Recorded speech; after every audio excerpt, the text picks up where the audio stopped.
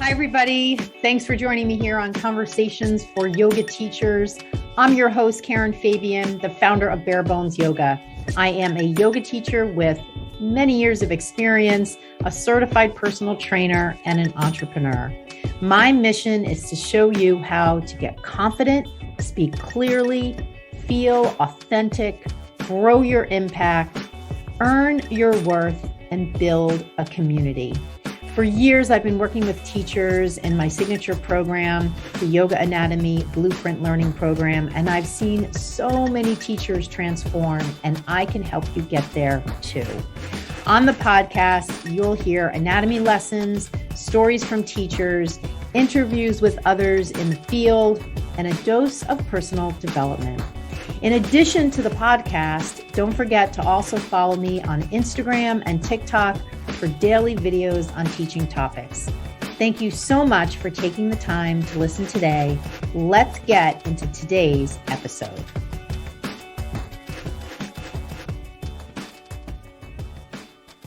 Hi, everybody. Welcome to Conversations for Yoga Teachers. I am your host, Karen Fabian, and this is episode 212. So here we are in November. I'm recording this on November 3rd. This will go live on November 7th. And I actually wrote in my notes October 7th. That's obviously wrong. So you'll be listening to this on or after November 7th, 2022. So we are heading into the last 8 weeks of 2022. And I have mixed feelings about it for a number of reasons. They're all really good feelings, although I always just have a little bit of nostalgia for the year when we're coming up on the end of the year. Just when I think about some of the things that I set as goals for the year, and I'll get to that in a moment. And I wonder, how do you feel about the fact that the year is just about over? You know, what comes up for you when you think about that? And also the prospect of starting a new year is upon us as well. And so I'm sure over the next couple of weeks, I'll have some different themes that speak to just the energy surrounding, the new year coming up, especially as it relates to us as teachers. So the main topic for today's episode is a general theme about really ways that you can distinguish yourself as a teacher.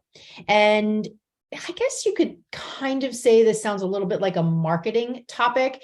It's really, I guess on some level, it obviously is. It's really, though, designed to be kind of an empowering conversation, one where you can really begin to embrace what makes you unique, what makes you and really begin to share as you're teaching in a way that highlights your unique qualities. Because let's face it, there are thousands of yoga teachers out in the world. And when students come and take your class, wouldn't it be wonderful if your class had a particular ambiance, not so much environmentally in terms of the environment of the room, but just something that would really distinguish it as your class. So their experience is unique to taking your class. And so that you also have a way to fearlessly and without apology share and teach in a way that completely lights you up. And that's what this episode is going to be about today. I have a couple of intro topics, though, just kind of some fun chit chat. I always think when I come on the podcast here, I kind of feel like I'm on a talk show, except it's just me.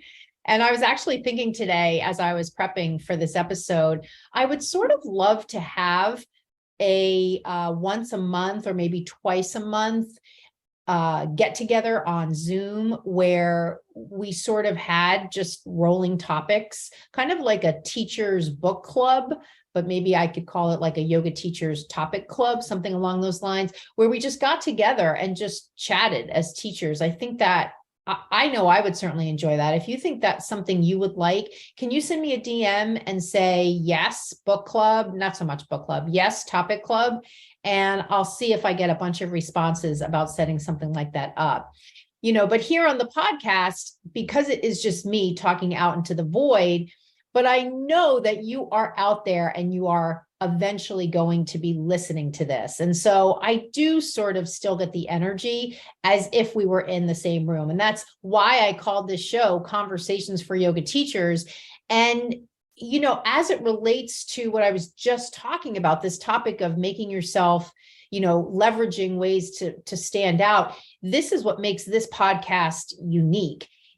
The fact that I'm doing it makes it unique. It's just baked in. No one else can do this podcast the way I do because they're not me. Just like if you were to have your own podcast, or maybe you do, or when you go in and teach your classes, no one else can do it like you do it because they're not you. And I think that in an industry where there's thousands and thousands of teachers, it's so important that we really embrace what makes us different and really sort of think of it as our special qualities, our zone of genius, whatever you want to call it. I mean, I know for myself here, when I do the podcast, I really feel like I am just in flow. I am just in the flow of completely loving what I'm doing. And that's exactly how I would love you to feel when you are teaching.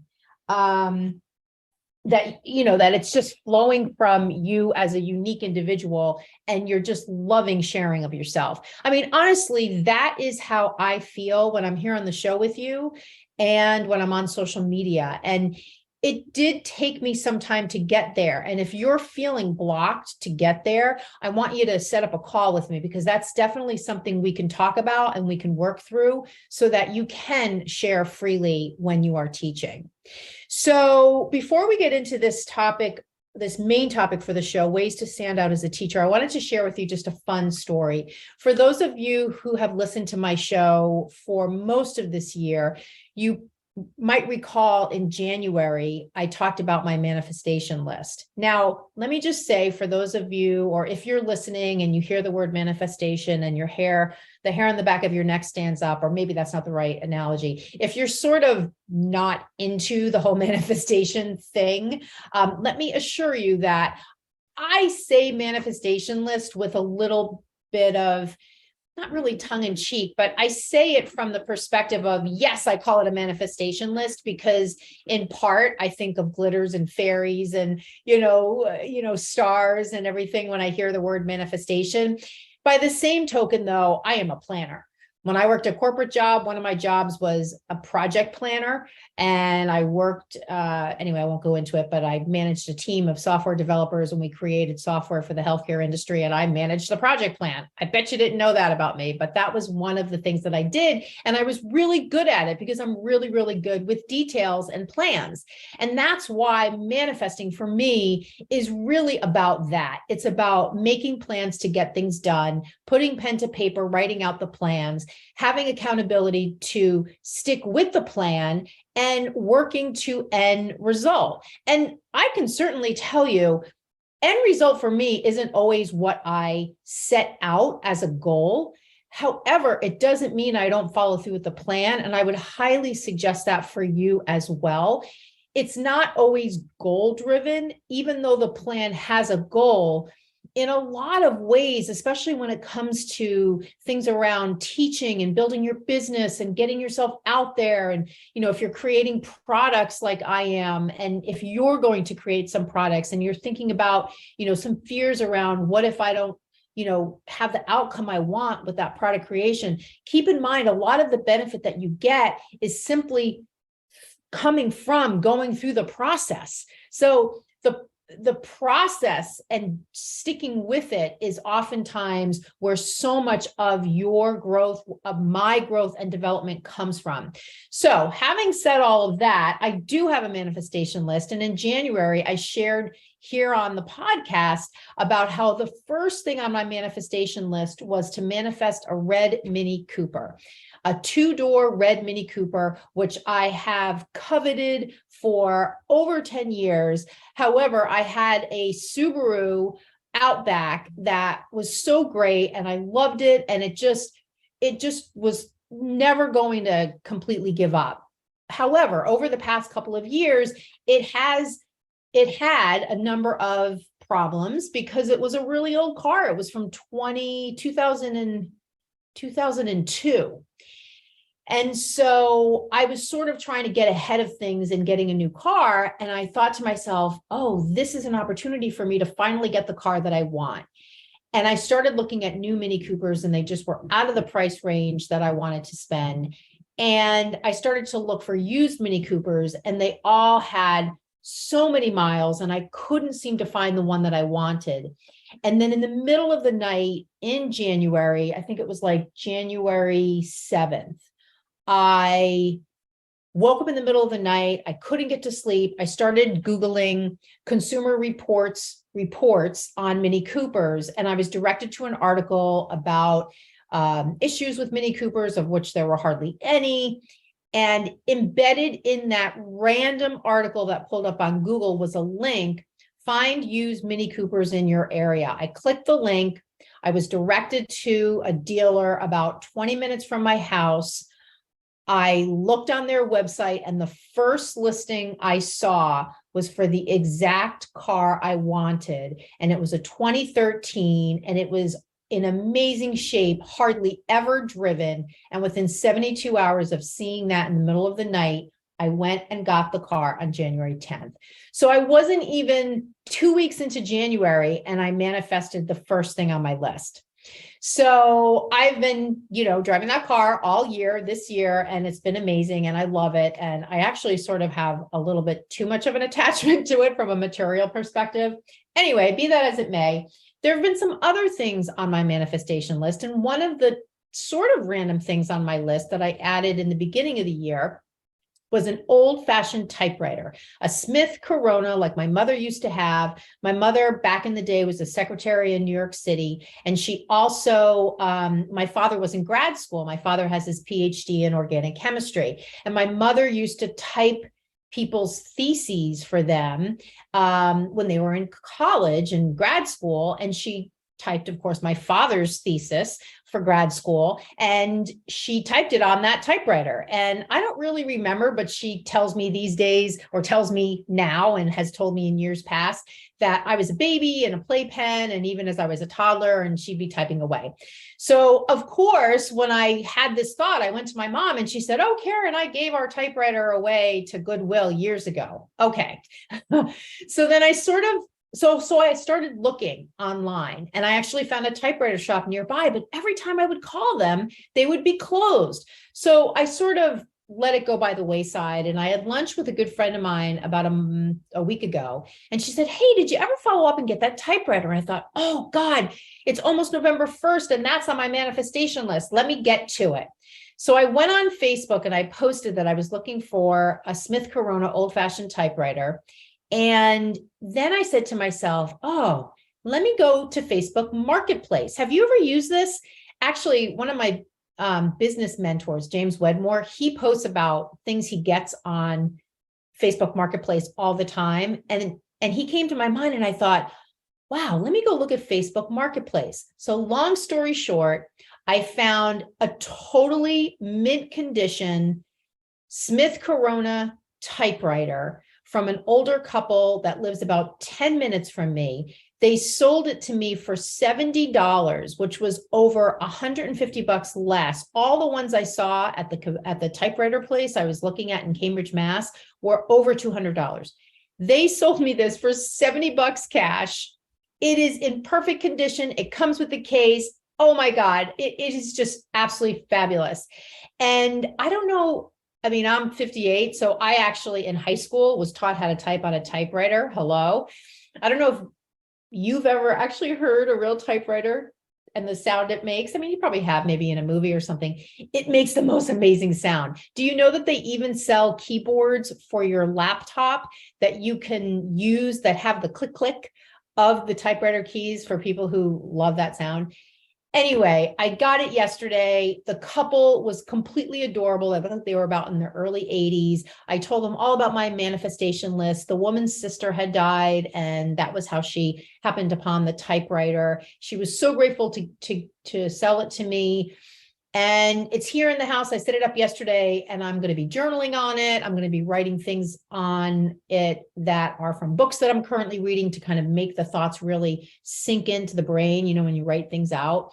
So that's on my manifestation list.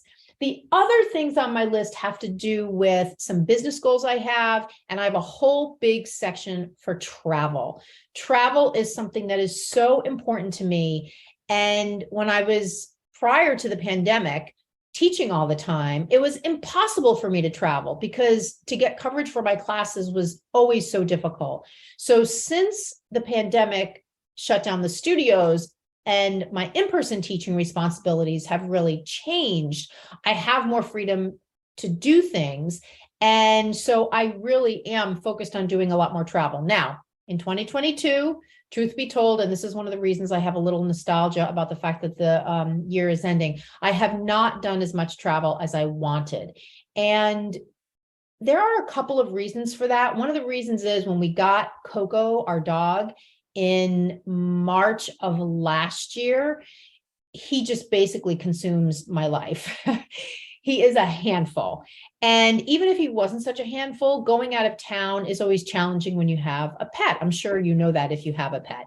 So that has been a challenge. And there have been some blips I've had in terms of finances, and I've been a little concerned about investing money in travel, which I am absolutely no longer going to have, and I am just going for it. So that's not going to be an issue anymore. Now, having said that, I have done some fun little trips this year, and I wonder for you, have you treated yourself with some fun trips this year? I've done some really cute local things, like we went to Portland, Maine. I talked about that on the show. We went to Newport, Rhode Island. I've gone to visit my family in New Jersey. My parents are getting older, so that's really important to me. I've done that a couple times. I did have an opportunity to go to St. Martin in April, and I'm also going this month because I'm fortunate in that my boyfriend, Ben, his family has had a house in St. Martin for many, many years. And if you're listening and you've seen the cover of my two books, or maybe you have my book, they're both taken in St. Martin. Those pictures, some of the pictures I post when I'm there, obviously are when I'm there. You'll notice it's a very islandy type look. So I'm super grateful that I have that opportunity for travel. So yes, I have done some things. However, I will tell you, Italy and London are right up on my list. And Italy in particular is totally, I am obsessed. I am Italian. I have never been to Italy. I am currently ripping through Stanley Tucci's Searching for Italy on CNN.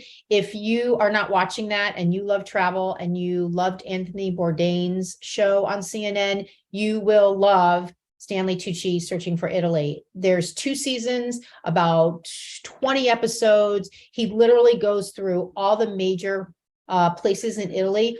I'm so obsessed with it that I actually ordered a map of Italy off of Amazon the other night, and I can't wait for it to show up because I'm going to post that, and that's going to start to shape my travel plans for Italy. And this is what I mean about, manifesting things. It's about taking steps to make things happen. And even something like that, getting the map, putting it on the wall, watching the show. I've started to follow some people on TikTok and Instagram, but TikTok in particular, that are travel influencers.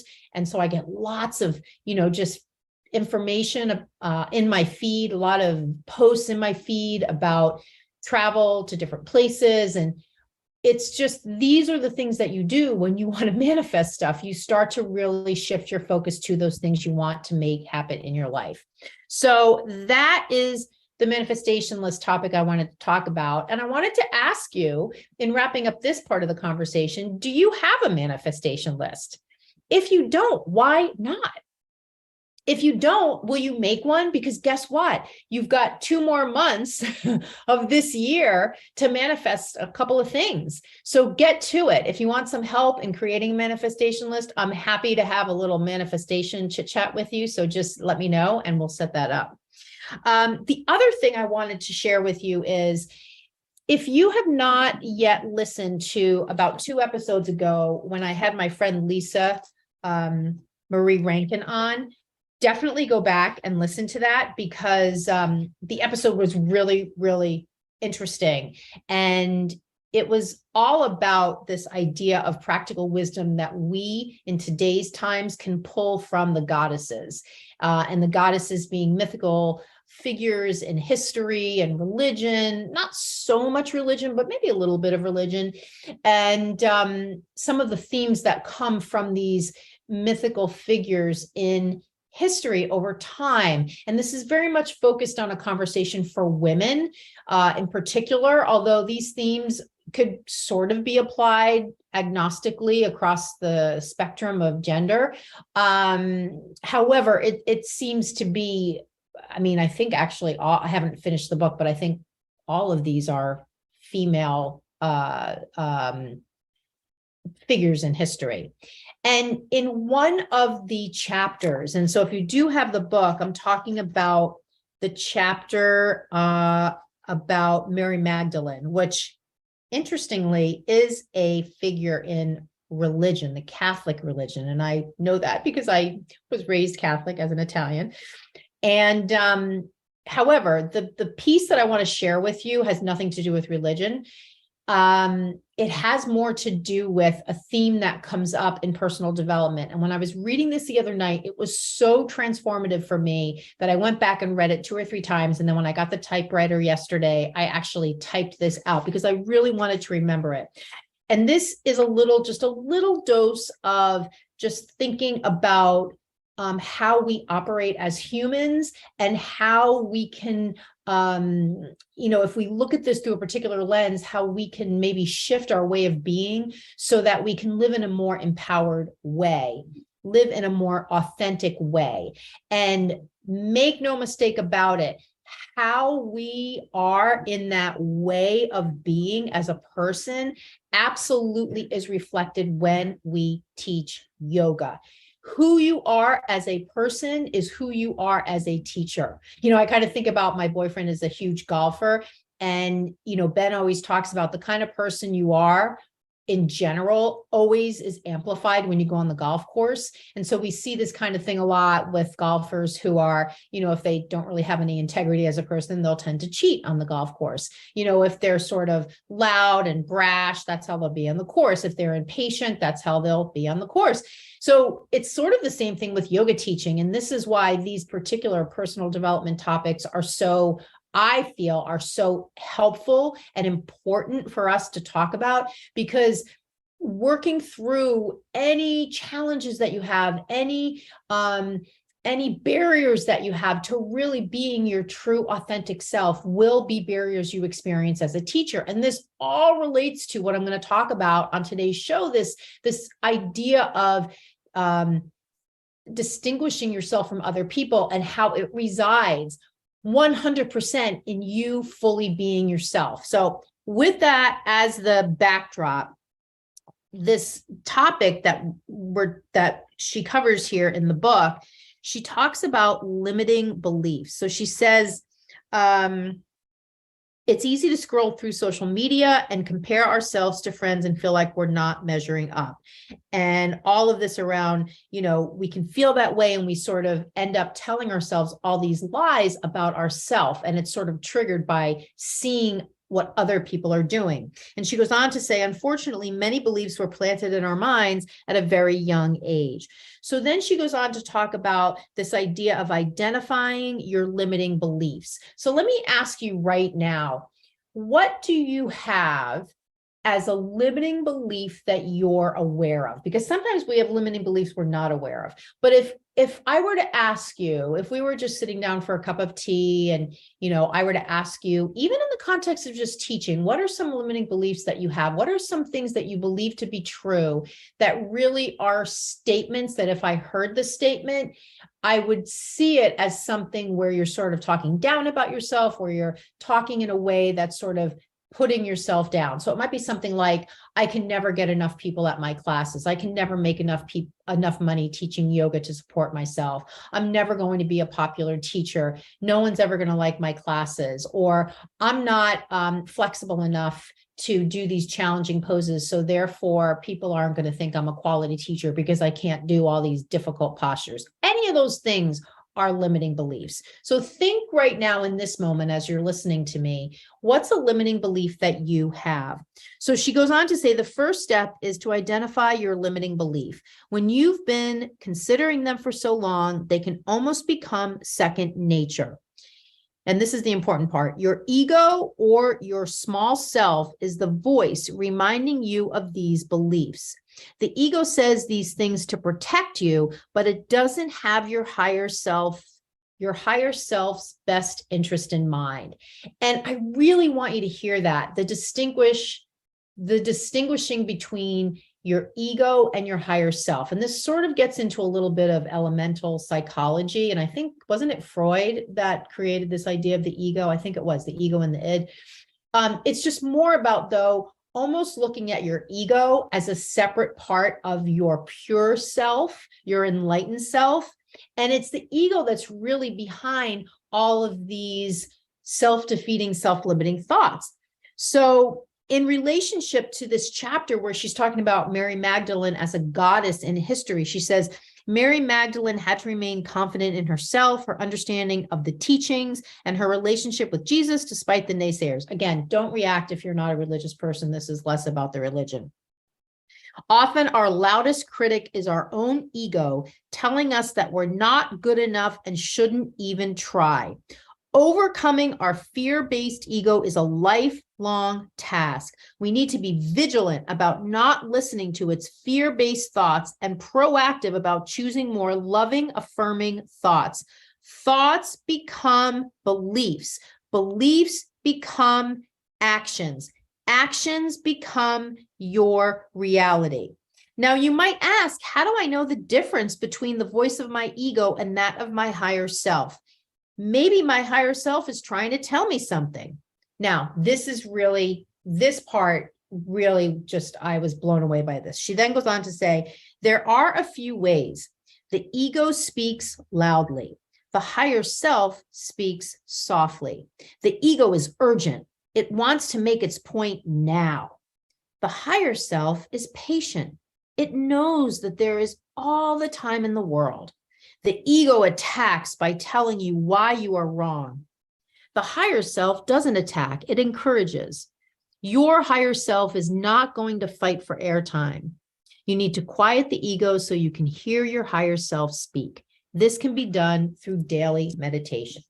So again, that's from the book that Lisa Marie Rankin wrote. It's called The Goddess Solution. She was on the podcast a couple of episodes back. You can re-listen to that or listen to that. If you're interested, you can order the book on Amazon. I wanted to share that particular passage with you because I think that as yoga teachers, we so oftentimes can get tripped up in these self-limiting beliefs. And I know this to be true, not only for myself. I had a handful of really deeply entrenched limiting beliefs that in past episodes, I've talked about how I worked with a neuroscience coach to really break free of those. And it was really only then that I developed a really great ability to calm myself back from going down that negative spiral. And in my work coaching yoga teachers, many times, even though, of course, my program is called the Yoga Anatomy Blueprint Learning Program, and it's ostensibly about anatomy, learning about movement,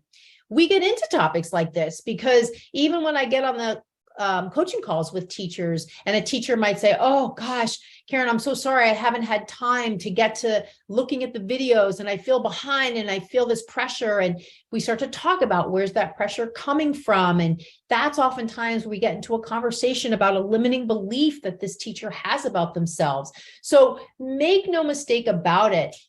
All of what we do as teachers is kind of the showing of ourselves, but behind the scenes, there can be a lot of inner turmoil. And I don't know for you if you feel any of that, if you feel when you're teaching, there are these thoughts going on in your head, these self-limiting beliefs that you have, or even outside of teaching. But I really like to stay within the zone of talking about everything I talk about here on the show in regards to you and me as yoga teachers. So if we just kind of keep that perimeter around it, just think about as you're teaching, if you're having these thoughts of maybe feeling self-conscious, you don't want to show yourself, you're worried about what people think, you're worried about people getting hurt, you're worried about how many people are in your class, maybe the person who owns the studio is taking your class, and now all of a sudden you're way up in your head.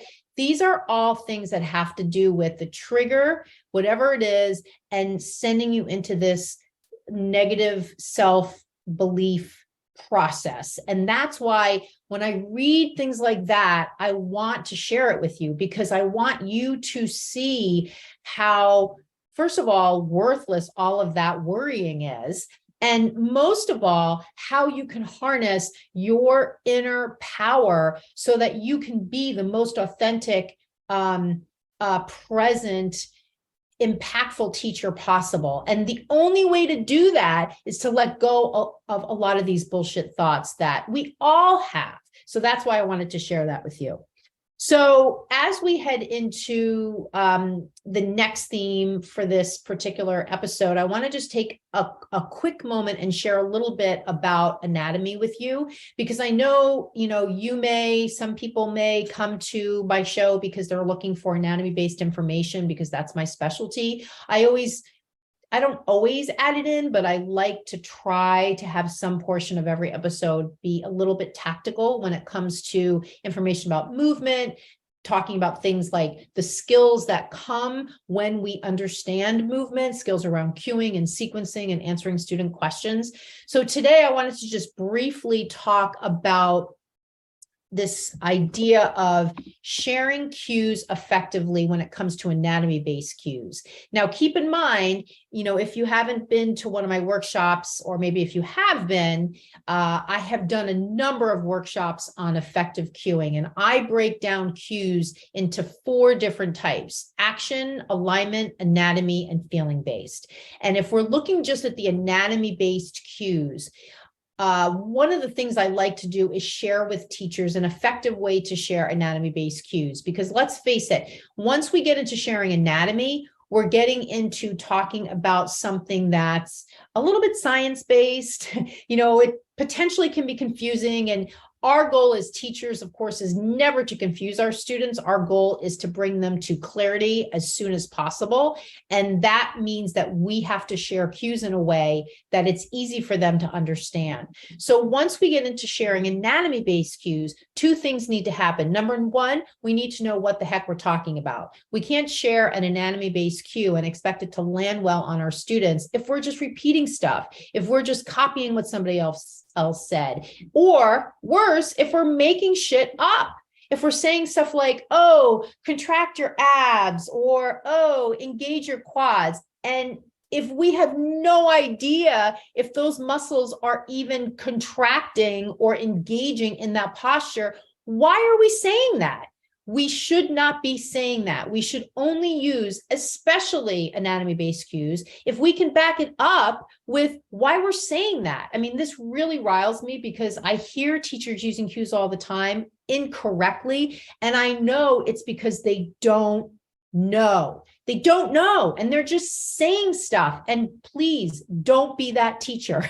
That is not the way you want to distinguish yourself. You want to distinguish yourself by sharing from what you know. And so when we're sharing anatomy-based cues, number one, we have to know what the hell we're talking about. And number two, we have to do it in a way that it's easy for the student to understand. And that's why I'm going to give you a template right now where you can do that. So the template is share with your students anatomy-based cues in a way that focuses on the muscle that's concentrically contracting. Now, already, if you're like, what the hell does that mean? Really, you got to sign up for my program. I mean, that's just the bottom line. You got to get this. This is like basic elemental anatomy. You got to get this down so that you can share anatomy cues effectively and correctly with your students. And guess what? That's going to build your confidence. Now, having said that, I'll just tell you in a snippet, the concentric actor in a muscular contraction is the muscle that's doing the work, the muscle that's creating the desired action. So if I pick up a coffee cup and my elbow is flexing, the biceps and the brachialis muscle are two muscles that are concentrically contracting to create that action. If I ask you in Warrior One to engage the muscle of your back thigh so the quadriceps lights up, I'm asking you to do that because your back knee is an extension and the concentric actor to create that knee extension is the quads. If I ask you in Chaturanga to hug the sides of the waist in, I'm asking you to do that because I want you to engage the transversus abdominis, because that's the muscle concentrically contracting to create that hugging in of the sides of the body to prevent the core from dropping when someone is in Chaturanga, low push-up. So these are ways that I'm illustrating for you how speaking to the muscle that's concentrically contracting is not only effective to help your students easily understand what the cue is, but it's also effective in helping them create the action you want them to do. And most importantly, what it does is it allows them to now link what they're doing with what's doing it. So that's the takeaway. That's the learning nugget. That's the thing that they now learned from being in your class versus just the general blah, blah, blah cues that are thrown around all the time without linking it. Once you're linking it to what they're doing, it's like the slow drip. You're slow dripping this information so that there's a takeaway for them. Now they're like, oh yeah, I didn't even really know about that transversus abdominis. Who even knew that muscle was engaged when I was moving into low push-up if I hug the sides of the waist in? That's interesting. That's a new core muscle I didn't know about. Maybe I'll use that when I'm standing on one leg. Maybe I'll use that when I'm running. Maybe I'll just use that in different parts of my day to create more stability around the midline. Like, this is how you increase your impact as a teacher. This kind of topic gets me so freaking fired up because I really want you to see how essential it is to understand anatomy. And, you know, quite honestly, from a marketing standpoint, people tell you not to use the word understand because what they tell me or what I read or what I hear from different people in the online marketing space is nobody wants to understand anything. That's too much work. Well, you know what? That makes me insane because guess what? If we're not willing to work, we're not going to get anywhere. Right? So I can sort of sugarcoat it, but the reality is, yeah, there's going to be a little work involved for you to understand anatomy. But guess what? There is such a fucking payoff at the end. The payoff is you are going to rock your classes. You are going to stand in your power. You're going to feel your feet on the floor. You're not going to have to practice with them. You're going to talk them through their cues, talk them through those poses, answer questions like a rock star, give them customized sequences to take home and do. It's just going to be the glue that glues everything together. And I so have experienced that as a teacher, and the teachers that I've worked with have so experienced that. And that's the kind of thing that it always sort of baffles me. I want it to be such a no-brainer for teachers to be like, Karen, I am so with you. Sign me up. And I just sort of don't feel like that. I feel like it's this convincing, oh, you really need, and that just to me, like nobody wants to be convinced of anything. Don't you kind of feel like that's such a drag when somebody's trying to convince you of something? And believe it, believe me, for the convincer, that's not a fun place to be either. So that's why I don't try to convince people, do whatever you want. I just will continue to speak truth to the transformation that will happen when you understand anatomy, when you understand anatomy and movement in the context of teaching yoga. And I will go to my grave, just touting the benefits of that, not just to you as a teacher, but to the students who come to your classes. So here, in wrapping up this particular part of the conversation, keep in mind, as you're sharing anatomy-based cues, only share what you know, and share your anatomy-based cues by focusing on the muscle that is concentrically contracting. Have that be your laser point focus, and you won't overwhelm your students, and you'll give them something that they can leave your class with as a little knowledge nugget that maybe they didn't know before. I bet most of the people coming to your classes don't even know about the transversus abdominis. So it's something they can take away to improve their life, to improve the way they move off the mat. And that is the way you increase your impact as a teacher. If we're just teaching to have impact on them for the 60 minutes they're in our class, that's not good enough, in my opinion. We want our impact to be way beyond that. We want our classes to be the springboard for our students to have better health in their life. And if we just focus on the musculoskeletal system, because that's sort of where you can focus as the primary system of the body that benefits from a vinyasa practice or a yoga practice, there's so much that we can impact off the mat if in class, on the mat, we're knowledgeable about anatomy, we're confident in sharing our cues, and we're adding value with the classes and the sequences that we offer. So that's our conversation about anatomy. So in wrapping up this episode, let's just do a conversation about this main topic I wanted to share on, which has to do with ways to stand out as a teacher. So I'm going to give you the quick list, and then I'm going to go into each one and just give you a little snippet of each on each. So ways to stand out as a teacher. Number one, be yourself, be you.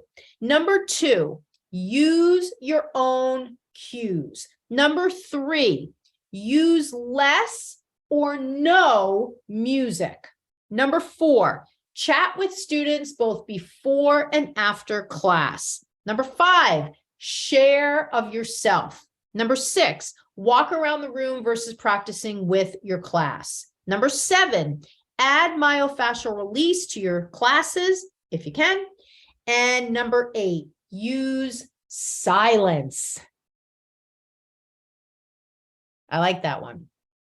All right, so here's just a couple of quick snippets around why I picked these particular things as items to add to the list of what can help you stand out as a teacher. Number one, be you. I mean, this sort of goes without saying. However, it's so not done. I mean, I've talked on the show before about online classes I've taken where I know the teacher that the teacher who I'm taking it from has trained under, and the person is just totally ripping off that mentor. So that's an extreme example, but there's lots of different ways you can hijack other people's personality and bring that into your teaching. Don't do that. Just be yourself. Here on the podcast, I don't try to be like other podcasters, and I listen to a shit ton of podcasts. I just don't. I am just unapologetically myself. I curse, I laugh, I share my dreams. I talk about things in my personal life. I bring to the table the topics I want. I have the guests on that I want. This show is 100% me. And I don't make any apologies about that. And that's what makes this show different. And even though it might not have 1 million downloads, I don't care, because I know that I can stand behind every single episode as being 100% authentically mine, me, and information that I wanted to share in the way I want to share it. So just keep that in mind. Just go into your classes and just share of yourself, however that looks and feels to you. And if you find yourself starting to try to be like somebody else, just hear that voice in your head. Stop. Don't do that. And just show up more like yourself. Number two, use your own cues. Don't use cues from other people. Don't repeat stuff you hear from other teachers. I mean, of course, there's some repetition. There's only so many ways we can talk about getting into Warrior One, for instance. But most of all, what I'm trying to say is just, lean into what you know, what you can stand behind, what you can justify. Lean into sharing from your own experience and repertoire. All of this repeating, lift the leg, inhale, step forward, exhale, like all of that is just so overdone at this point, friends. We do not need to be all saying the same stuff. There is no magic recipe for how to cue people in these postures. I will endlessly say, if you're unsure of the anatomy, speak to the action. And when you speak to the action, there are definitely different ways you can do that so that it does sound more authentically you. You don't have to cue every breath. You don't have to have people lift their leg before they step forward into Warrior One. You don't have to use Sanskrit. You don't have to give people the name of the pose every single damn posture. You can just tell them what to do. Like, there are ways that you can cue people in action cueing format where you totally sound like yourself, where there's no difference between I'm talking to Karen the person, and then all of a sudden there's Karen the yoga teacher. Okay, everybody, let's come onto our mat. Like, who is that person? Right? And as a newer teacher, I did do that. I put on the persona of the teacher. And then after a while, I was like, this sucks. This is not me. Who is this person that I'm becoming as soon as I step across the threshold of the studio? So just don't do that, okay? Use your own cues. And if you're really struggling to come up with cues, God, book a call with me. I say this every episode and no one ever books a call. It's just so disheartening. I mean, I am out here saying, I'm here for you. I am here for you. I'm not trying to sell you anything. I just want to get on the phone and have conversations with teachers. So if you're listening to any of this and you're feeling like, I just have no idea how to pull this off, just set up a call with me. Just send me a DM, send me an email. I'm happy to get on the phone with you. Okay, so third thing, use less or no music. Oh my God. I mean, can you even imagine going into a yoga class and not having any music? I mean, right now, just about everybody uses music. So one way you can distinguish yourself as a teacher is forget about the music. Have people just hear your voice, take them through the postures. Think about how amazing it's going to be for their nervous system to just have that down regulation because of all the stimulation we typically get. And then to walk into a studio room, take a class and not have any music is just such a relief for the nervous system. And so you can facilitate that down regulation of the nervous system by not having music. You can also, give yourself less to worry about and really lean into being more present and really own all of these things we're talking about, being authentic, providing cues clearly, showing up for your students.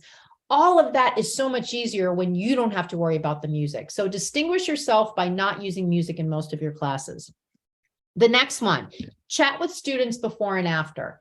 So just be available, get there a little early, hang out in the lobby, wait for class to be over, just hang around and wait for those shy students to come up and ask you a question. I don't necessarily mean go up to people and be like, hey, what'd you think? Or, hey, having any questions? Or I sort of just like to let people run that kind of thing on their own and approach when they want to approach. The idea, though, is to just make yourself available. And that's definitely something that will distinguish you.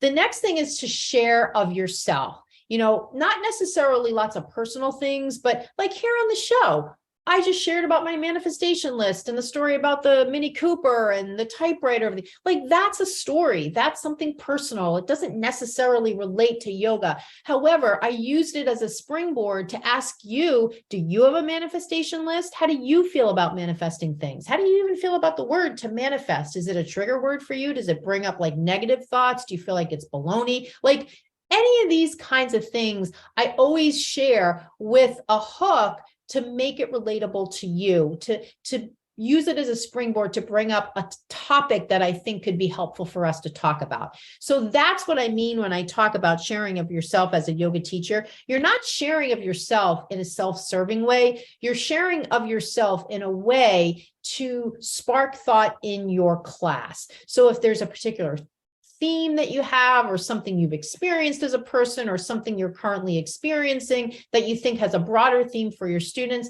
that's a perfect opportunity to share a little bit about you, what you're going through, so that you can facilitate or spark light or engage in your students an interest in thinking about it as it relates to them. And that is also a way you can distinguish yourself as a teacher. The next thing is walk around versus practicing with your students. I don't really know the numbers on this, but I would guess if we were to look out there at every single yoga class happening, I bet you more than 50% of the classes are run by teachers who are practicing with their students. I have no data to support that, so it's probably, who knows. I just feel like from most of what I see out there in terms of people commenting on social media, from conversations I've had with teachers, from teachers in my program, there's so much practicing going on. Therefore, it stands to reason, right? If you want to make your class stand out, if you want to make the experience stand out for your students, don't practice with them. I've talked about this on many, many episodes. Walk around the room. Don't even put a mat down. Oh my goodness. Can you imagine if you walked into the studio and didn't even put a mat down? Like, if that would totally freak you out, that's a sign you need to do that. You really need to do that. And again, if you're struggling with how am I going to possibly give up practicing with my class, just book a call with me. I'll talk you through exactly how to do it. So that's a way to distinguish yourself. And you're going to walk around the room and you're going to just be sharing cues. And if you don't want to assist people, you don't have to. The point is, just walking around the room gives you energetic proximity to them, which is so much more presence building than standing up in front of the room all the time on a yoga mat, doing all the practice, or even doing, half of it or some percentage of it. The next thing is, this is a little bit, you might not be able to do this, but see if there's a way you can add some myofascial release to your classes. If you're a little bit unsure about the technique of MFR, you can download the MFR guide that's attached to the show notes of this episode, or you can just DM me for my myofascial release guide and I'll email it to you directly to download. I'm not going to go into myofascial release here right now in detail. The idea, though, is it is a technique you can use to distinguish yourself from other classes that your students will go to. And I'll tell you, you don't necessarily have to use a foam roller or an MFR ball. You could actually bring references to fascia into your general flow. You can bring some different things you can have students do without the actual MFR tools that will facilitate focus on the fascia versus the muscle. So there are some creative ways you can blend MFR concepts into your teaching without actually having the tools. The point is, though, if you have the leeway to use the tools, especially if you're teaching privately, you should have these tools, because you'll definitely want to use these tools in a private session. So adding a little myofascial is a great way to distinguish your classes. And again, just keep in mind, this is a whole topic. I cover this extensively in my program. That is another reason to sign up for my program. You'll get a whole special focus on that. And it is something that not only benefits you from a self-care technique, but benefits your students from a self-care technique, as well as it enhances their ability to practice, because it specifically addresses joint mobility by creating a better relationship between the muscle and the fascia, what is called slide and glide. And you want that good slide and glide relationship between the layers so that your students have more mobility in their joints. And then the last thing to distinguish your classes from others is to use silence, to not talk so much. As I just sit here and talk for an hour, to not talk so much, to just, give them time to be in silence, give them time to just be with their thoughts, give them some inquiry questions, and then just leave them to observe. So those are all ways that you can really distinguish your classes from other people. So that brings us to the end of this episode. I think this was about an hour. A little bit longer than I thought I was going to go, but that's fine, hopefully. And if you're still listening here, you're at the end of the episode. I want to thank you so much for your attention throughout. I love doing this. I hope you love listening. Again, take me up on my offer for a one-on-one free coaching call about whatever your questions are. Think about what is your biggest challenge right now? What's your biggest problem? What are you struggling with? Those are perfect topics for us to talk about on a free coaching call. You can set it up by DMing me on Instagram or sending me an email, Karen@barebonesyoga.com. I hope to see you on this next episode, the next episode coming up. In the meanwhile, be safe, be well, be happy, be healthy, start that manifestation list, and I'll see you on the next episode of Conversations for Yoga Teachers. Namaste. Hi there. Thank you so much for listening to this latest episode. And thank you so much for being part of my community and for spending some time with me here on the show. I wanted to wrap up this episode with just a quick note. I have a brand new recorded workshop page. And I'm really excited to offer you an opportunity to watch recorded workshops whenever you want. I have the first installment of a workshop on the page on the website, and it is a short workshop all about how to give effective cues. And so all you need to do to watch this free workshop is go to my website, barebonesyoga.com, and you'll see the listing in the dropdown for recorded workshops. When you click that page, you'll see on that page the link to sign up to watch that recorded workshop.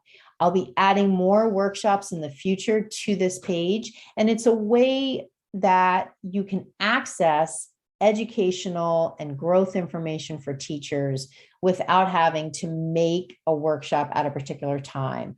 I love to get together with teachers live, both in person and of course online, which is where I'm doing most of my interaction with teachers right now. However, I appreciate that sometimes people can't make a workshop or the time doesn't work for them or they're in a different time zone.